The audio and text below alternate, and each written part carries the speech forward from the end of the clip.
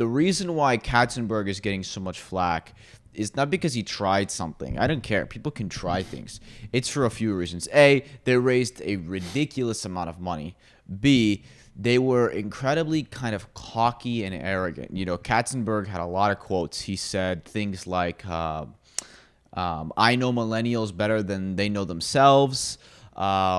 There was a meeting where they were having a strategy meeting early on, and when people were disagreeing with what he was saying about millennials, he told them in the meeting, basically he told them, I've been doing this longer than you've been alive. You know, so if you're gonna raise a bunch of money and you're gonna try to do something big with quite a bit of arrogance, quite frankly, you better win, right? Like, it does take arrogance to say you want to build another multi-billion-dollar streaming service when there's already others out there. It takes arrogance to do any startup ultimately, right? But know that if you're going to act with arrogance, sometimes it's needed, but at the same time, when you fail, you have to understand that people are going to rip on you. And so when you raise $1.7 million and are kind of arrogant in the things you say, you better win, because if you don't, people are going to trash you. And the other thing is that this is another example of, when past performance does not guarantee future results. I mean, Katzenberg comes with all these credentials, having run DreamWorks, SKG, past Disney, and all that stuff, all these major studios and productions, and obviously he is very successful.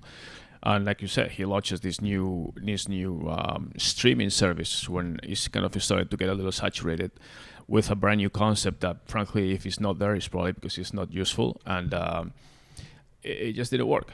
I said, the biggest thing to me from day one was, they paid a bunch of money to celebrities that nobody cares about. I don't think traditional celebrities are what draws people anymore. You want internet celebrities, which are YouTubers, TikTokers, Instagram people, right? You want people who are big on those platforms, especially if you're building an internet first company. You should have internet celebrities. The traditional world celebrities, Reese Witherspoon, Kevin Hart, all these people, I don't know if they're really honestly big draws for an app. And I don't think that's what's going to make the difference for an app like Quibi. And quite frankly, the space they were competing in was tough because, Netflix succeeds because they do really high budget, longer form content, right? Quibi was doing shorter form content that was higher budget, but and their whole thing was it's quick bites, it's Quibi. You have everything is like 5 to 10 minutes long. It's like, well, I think honestly, most people who have 5 to 10 minutes, especially because their target was millennials, they're gonna, if you have 5 to 10 minutes to watch something, you're probably gonna watch YouTube or TikTok or something like that. You're probably not gonna go. I don't to even Quibi. think people, when they have 5-10 minutes, even watch anything. They probably just go to an Instagram or something and swipe through stories. Yeah, I mean, you can watch stories, you can watch TikTok, you can watch YouTube, whatever. But like, they're competing in a space that's really difficult to compete in, and ultimately, the entertainment business is a hits business. At the end of the day, I mean, it is a hits business. Netflix puts out a ton of crap, and by crap I mean literal crap. Yeah, I know, right? But because remember when Quibi launched, at the same time Tiger King was huge and exploding, and Tiger King is the type of show that it's not like, I mean, the production value was fine, but I'm sure that wasn't a massive budget. It was just like a documentary of some dudes that own tigers, Yeah. And that's the type of thing that Quibi, that's an example where Netflix could put out 20 documentaries. They just need one Tiger King. The other 19 nobody hears about. And so Quibi never got their hit. I also think that they went around about the wrong strategy of going with old school celebrities. So there's a lot of reasons they failed. And the reason they're getting trashed is not because they tried something big and failed. It's because they were kind of arrogant with what they were saying going in. Yeah, I know millennials better than you do. I'm gonna raise $1.7 billion to. I mean, yeah, okay. You better win if you're gonna do that I think stuff. you mentioned this before a few times that like you said, YouTube creators, all that stuff. Like, celebrities are not. Celebrities have their pool, but the celebrities they chose are not. Celebrities. This is what people don't understand.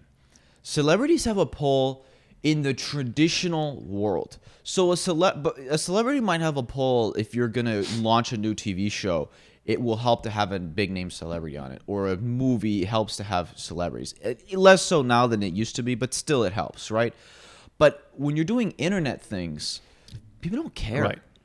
People don't care. And A also YouTuber will bring way more people to an internet-based thing than a traditional celebrity would. Right. You know, and that's because that's their battlegrounds. You know, you're taking somebody who doesn't work in the internet world and bring him to the internet world and thinking that it's going to work. It doesn't, you know, and that's why every celebrity now is trying to adapt. That's why Will Smith is all in on YouTube. That's why all these, like Matthew McConaughey is doing lots of stuff now. All these traditional celebrities, Kevin Hart, I think, has done it pretty well, but even he, I think, is still, and he had shows on Quibi, and it's like, I think he still is a little too attached to the old school world, right? And so it's really people don't care. But I think I also, I mean, I don't know, millennials, whatever, but I hate this classification of like millennials, baby boomers, whatever. Like I mean, there's different trends and stuff, but at the same time, you have a format that is video up to about 10 minutes for a little quick story. But it's video, meaning that you need to be watching it. It's not like a podcast. It's not like something they listen to on the go or something and you can be doing other stuff. It's a video. So you need to have like 5 minutes or 10 minutes or something where you need to be watching a screen somewhere. I don't know where I find myself in that situation. They say, oh, when people are cooking can or I tell you something. something? You know. Can I tell you something? TikTok beat them. Right. Exactly. TikTok is video. Exactly. And TikTok kicked their Well, ass. that's And guess my what? point. TikTok, now they have celebrities because everybody has to like is chasing their Of tail course. trying to get But onto that's it. exactly my But when point. TikTok launched or started growing a lot in the US, there were no celebrities on TikTok. Nobody famous on TikTok. But the thing with TikTok is that stories on the videos are limited to like 10, 15 seconds. I mean, they're no, it's a minute. A minute now? Yeah. Okay, so you have up to a minute video that. But you there's can, plenty of you short can, ones too. But Right. But you can swipe. You can basically go to the next, and that's what I'm saying. When you have like a 5-10 minutes to kill because you are in some kind of waiting room, whatever you are, for a few minutes stopped or something, and you don't have enough time to watch a long-term video, a long format video, or a podcast or something, you just go to it could be Instagram stories, Instagram videos, or TikTok or whatever. Just go pump, watch like 10-5 things. It's very addictive, and you get glued to it.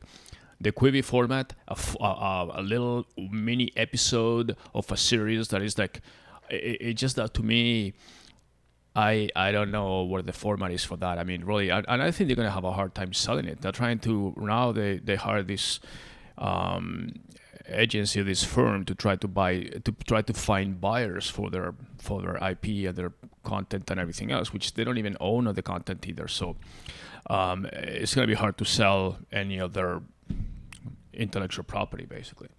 So I don't know really what the outcome is going to be of this. We'll be following it, but it's just 6 months. I mean, that's all it took, you know. So is Quibi another victim of COVID, or no, it would have Quibi died would have failed anyways? without COVID.